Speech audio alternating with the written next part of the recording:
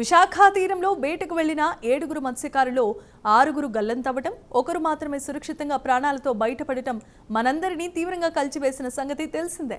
ఈ విషాద సంఘటన సమయంలో బాధిత కుటుంబాలను పరామర్శించేందుకు, వారికి అండగా నిలిచేందుకు మాజీ సీఎం వైఎస్ జగన్ విశాఖపట్నంలో పర్యటించారు.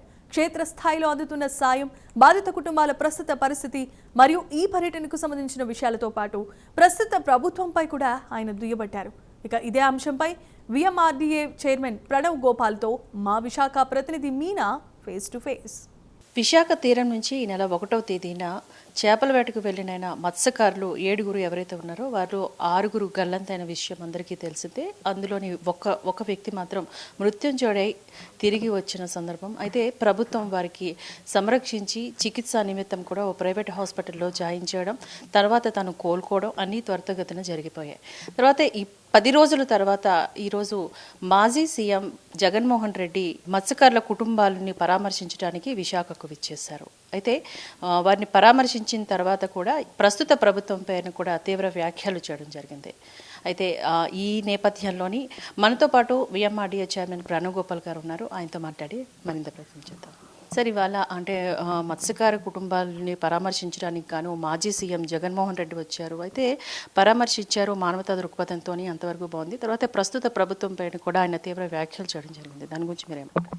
సాగర్ తీరంలో గల్లంతైనటువంటి మత్స్యకారులు వారి పవిత్ర ఆత్మ శాంతించాలి. అదేవిధంగా వారి యొక్క కుటుంబ సభ్యులు కూడా నా ప్రగాఢ సానుభూతి తెలియజేస్తున్నాను.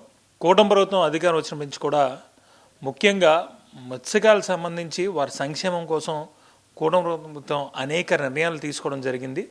అందులో భాగంగా ఏదైతే సబ్సిడీలో వలలు ఇవ్వడం కానివ్వండి, ఒక పక్క జీపీఎస్ ఇవ్వడం కానివ్వండి, అదే సబ్సిడీలో బోట్లు ఇవ్వడం కానివ్వండి, అదేవిధంగా ఏదైతే వేట సమయం ఏదైతే ఉందో వెళ్ళలేని సమయంలో కూడా వాళ్ళకి సంబంధించి కూడా గత పాలనలో తీసుకున్నట్టయితే 10,000 ఉండేది. కూటమి ప్రభుత్వం అధికారం వచ్చిన తర్వాత 20,000 రూపాయలు కూడా ఇవ్వడం జరిగింది. సో పూర్తిగా కూటమి ప్రభుత్వం మత్స్యకారుల సంక్షేమం అభివృద్ధి కోసం ఆలోచించిన పరిస్థితి ఈరోజు జగన్మోహన్ రెడ్డి గారు విశాఖపట్నానికి వచ్చి గొడ్డలపాటి అధినేత, పులివెందుల శాసనసభ్యుడు ఈరోజు విశాఖపట్నం ప్రాంతంలో ప్రజలందరినీ భయపడిన పరిస్థితి. ఈరోజు ఆయనకి పెళ్ళిళ్ళకి వెళ్తున్నాడా లేకపోతే పార్టీ కార్యక్రమాలకు వెళ్తున్నా, ఈరోజు 6 ఎవరైతే మృతి చెందారో వాళ్ళ కుటుంబాలకు పెద్ద దిక్కులు కోల్పోయారు. వాళ్ళ బాధల్లో ఉంటే అక్కడికి వచ్చి ఆయన బల ప్రదర్శన చేస్తున్నాడు. ఈరోజు చుట్టుపక్కల ప్రాంతాల్లో అనకాపల్లి కానివ్వండి, చోడవరం కానివ్వండి, అదేవిధంగా విజయనగరం, అరకు, అక్కడి నుంచి కూడా ప్రాంతాల నుంచి కూడా ఈ వైఎస్ఆర్ కాంగ్రెస్ పార్టీ కార్యకర్తలను, నాయకులను తీసుకొని వచ్చి ఎయిర్పోర్ట్ దగ్గర నుంచి తీసుకున్నట్టయితే ఏదైతే జబ్బర్పేట దగ్గరికి వరకు కూడా అందరినీ మొబిలైజేషన్ చేసి ఇక్కడున్న ప్రజలందరినీ కూడా జగన్మోహన్ రెడ్డి గారు అధికారంలో ఉన్నప్పుడు కూడా ప్రజలను భయపెట్టారు, ప్రతిపక్షంలో ఉన్నప్పుడు కూడా విశాఖపట్నం ప్రజలను భయపెడుతున్నారు. అంటే అందరూ కూడా ఈరోజు ఏదైతే పెద్ద దిక్కు కోల్పోయారు వాళ్ళని ఈరోజు కొంత వచ్చాడు, మానవతా దృక్పథంతో వచ్చినప్పుడు కనీసం వాళ్ళ సమస్యలు వినాలి. ఈరోజు దాన్ని కూడా ఈరోజు పట్టుకొని ఈరోజు శవరాజకీయాలు చేస్తూ చాలా దారుణం. ఆయనకు 11 సీట్లు వచ్చినా కూడా ఇప్పుడు కూడా మారకపోవడం కూడా చాలా దారుణం.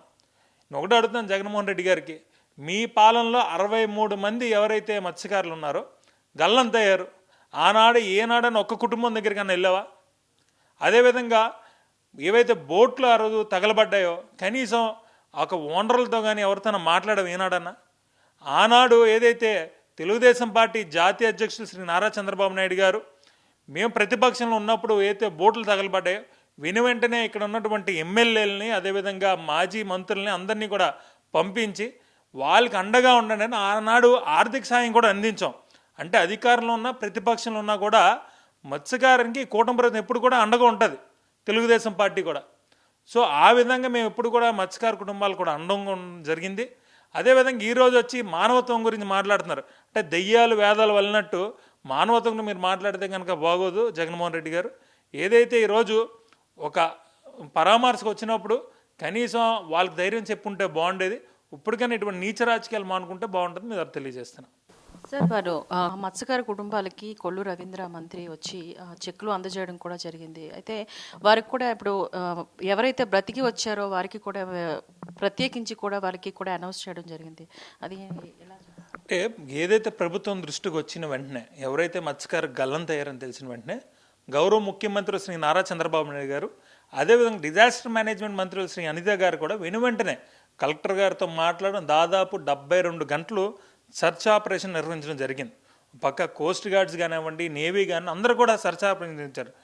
10 లక్షల రూపాయలు మేము వెంటనే ఇవ్వడం కూడా జరిగింది.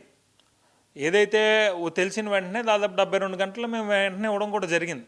ఏ కుటుంబాలు ఉన్నాయో ఇదే ఆయన సమయంలో దాదాపు 63 మంది గల్లంతయ్యారు కదా. వాళ్ళు ఎక్స్క్రేషియా వాళ్ళు ఇచ్చారా, మేము ఇచ్చామా? మా ప్రభుత్వం వచ్చిన తర్వాత మేము ఇచ్చాం. మాకున్న చిత్తశుద్ధి మత్స్యకారుల మీద. సో వెంటనే ప్రభుత్వం ఈరోజు ఆరోపణ చేయడం సరికాదు. వెంటనే ప్రభుత్వ యంత్రాంగం కానివ్వండి, అదేవిధంగా ముఖ్యమంత్రి గారు కూడా ఎప్పటికప్పుడు కూడా ఈ యొక్క ఏదైతే ఘటన జరిగింది వెంటనే కూడా తెలుసుకోవడం కూడా జరిగింది. ఆ కుటుంబాలకు కూడా మేము ధైర్యం చెప్పడం కూడా జరిగింది. ప్రకృతి వైపరీత్యాల వల్ల జరిగిన జాలరి వేటకు వెళ్ళిన వారికి కూడా ఇప్పుడు ప్రస్తుతం కూడా ప్రభుత్వం అండగా ఉంది. అలాగే మత్స్యకార జాతికి కూడా ప్రత్యేకమైన పెద్దపీట వేస్తుంది ప్రభుత్వం. వారికి ఇలాంటి ప్రకృతి వైపరీత్యాల వల్ల జరిగే నష్టాలను కూడా పూడ్చేటట్టు పరిహారం కూడా చెల్లించే సందర్భం ఉంది. అయితే ప్రతిపక్ష నేతలు ఎన్నన్నా సరే ప్రజలు చూస్తున్నారు, గమనిస్తున్నారు అని చెప్తున్న పరిస్థితి. కెమెరా పర్సన్ సుధాకర్తో మీనా, ప్రైమ్ న్యూస్, విశాఖపట్నం.